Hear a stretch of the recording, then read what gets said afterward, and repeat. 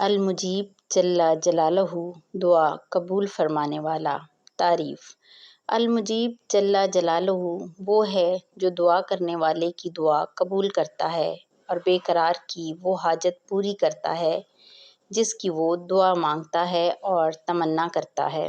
تشریح: یہ مبارک نام قرآن کریم کی ایک آیت میں آیا ہے۔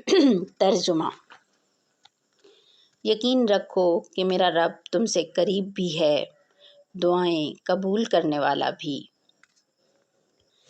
جب اللہ تعالیٰ ہی دعا قبول فرمانے والا ہے تو ہم بھی اپنی ہر ضرورت اسی سے مانگیں، اور جو اللہ تعالیٰ سے مانگتا ہے تو پھر اسے کسی سے مانگنے کی ضرورت نہیں رہتی۔